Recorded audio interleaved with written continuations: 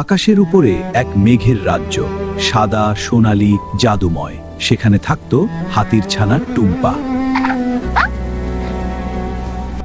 প্রতিদিন সকালে টুম্পা জানালায় দাঁড়িয়ে দেখত মেঘের রাজ্য কিভাবে জেগে উঠছে।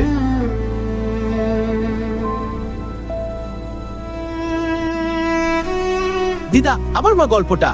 দিদা বলতেন মেঘের রাজ্যের বৃষ্টি উৎসবের কথা, সেরা বৃষ্টি শিল্পীর গল্প। দিদা সুর তুললেন, আর বৃষ্টির ফোঁটা নেচে উঠল বাতাসে। ছোট্ট রংধনু হলো। টুম্পা প্রথমবার চেষ্টা করল, একটা ফোঁটা পড়ল মাটিতে। সে আবার চেষ্টা করল।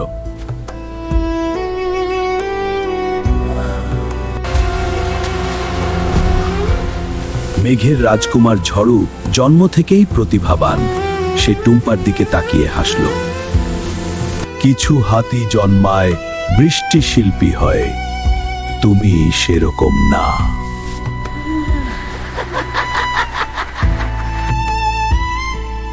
দিদা, ঝড়ু বলল আমি প্রতিভাহীন। আমিও প্রতিভাবান ছিলাম না, পরিশ্রম দিয়ে শিখেছিলাম। দিদার পুরনো বইয়ে হাজার হাজার অনুশীলনের দাগ। পরিশ্রমই তাকে সেরা করেছিল।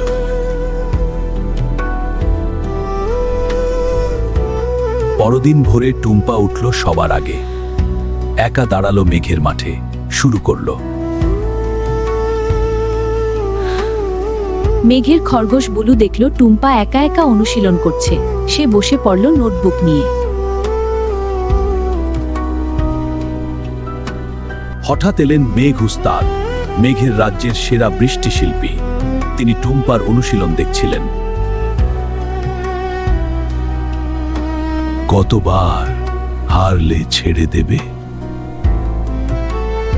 কখনো না।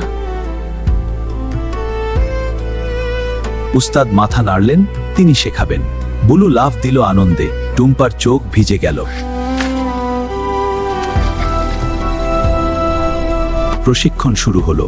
উস্তাদ একবার দেখালেন, টুম্পা 5 বার ব্যর্থ হলো। চেষ্টা করতেই থাকলো।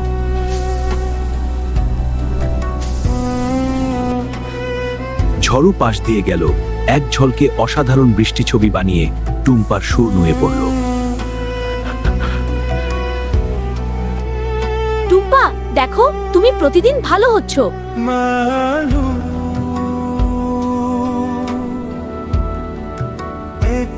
উস্তাদ দেখলেন, এবার তার চোখে এক অদৃশ্য পরিবর্তন এলো।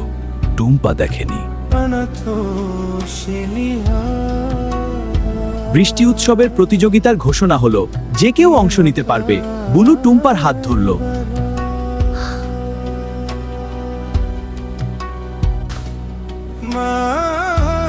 তুমি নামলে লজ্জা পাবে। এটা জিতবো আমি, সময় মতো। আমি চেষ্টা করব। টুম্পা একা নাম লেখালো প্রতিযোগিতায়। পা কাঁপছিল, তবু সুর তুলে সই করল। দিদা তার রূপার বালা খুলে টুম্পার সুরে পরিয়ে দিলেন। কথা নেই, শুধু বিশ্বাস। উস্তাদ এবার আরো কঠিন করলেন। দিদার বালা ঝমঝম করলো প্রতিটি চেষ্টায়। আরো দ্রুত টুম্পা, নিখুঁত করো। হ্যাঁ উস্তাদ, আবার আরো জোরে। আমি পারবো। রাতেও টুম্পা অনুশীলন করে তারার আলোয়, বুলুর লণ্ঠনের পাশে।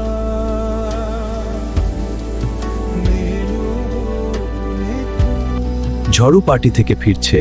টুম্পা অনুশীলনে যাচ্ছে।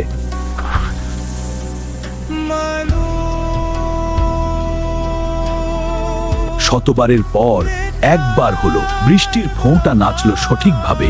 উস্তাদ মাথা নাড়লেন। বুলু পুরো চার্ট দেখালো। প্রথম দিন থেকে আজ পর্যন্ত টুম্পা নিজের পরিশ্রম দেখতে পেল। ঝড়ু জানালা দিয়ে দেখল, তার রূপালী চোখে প্রথমবার একটু অস্বস্তি জমল।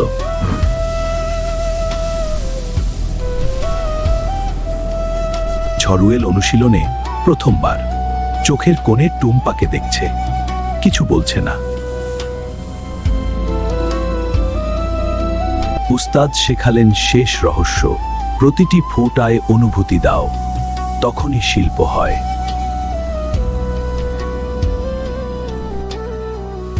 জিতুক বা না জিতুক, তুমি প্রতিদিন চেষ্টা করেছো। আমি গর্বিত। প্রতিযোগিতার মঞ্চ বিশাল, সোনালী, হাজারো দর্শক। টুম্পার বালা বাজল।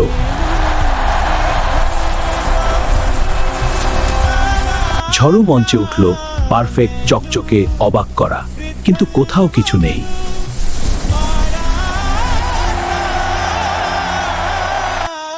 টুম্পা চোখ বন্ধ করল, মনে পড়ল সব চেষ্টার কথা। চোখ খুলল, এগিয়ে গেল।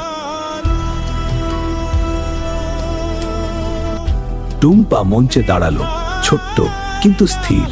সুর তুলল, বৃষ্টির ফোঁটা জ্বলে উঠল। টুম্পার বৃষ্টি ছবি বাড়তে লাগলো, প্রতিটি ফোঁটায় অনুভূতি। দর্শকরা নিঃশব্দ হয়ে গেল।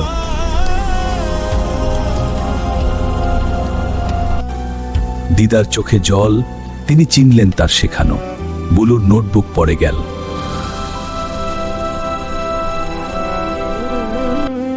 ঝড়ু একা দেখল টুম্পার শিল্প, আর প্রথমবার বুঝল কি নেই তার নিজের কাজে।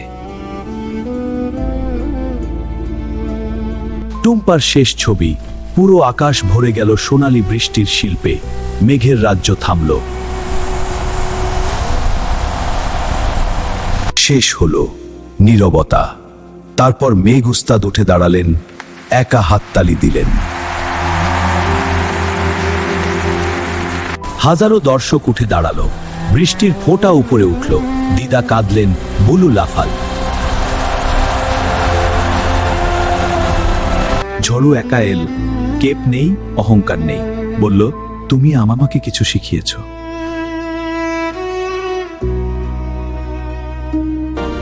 উস্তাদ টুম্পার গলায় মালা দিলেন, তারপর মাথা নোয়ালেন। শিল্পী থেকে শিল্পীকে। টুম্পা দৌড়ে গেল দিদার কাছে। দিদা বুকে জড়িয়ে নিলেন, বালা ঝমঝম করল।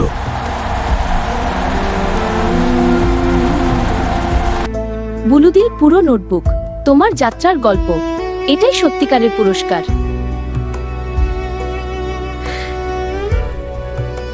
টুম্পা সবার দিকে তাকাল। দিদা, বুলু, উস্তাদ, ঝড়ু। সুর তুলে একটু বৃষ্টি আঁকল। বৃষ্টি উৎসব শুরু হলো। পুরো মেঘের রাজ্য রঙিন আলোয় ভরে গেল।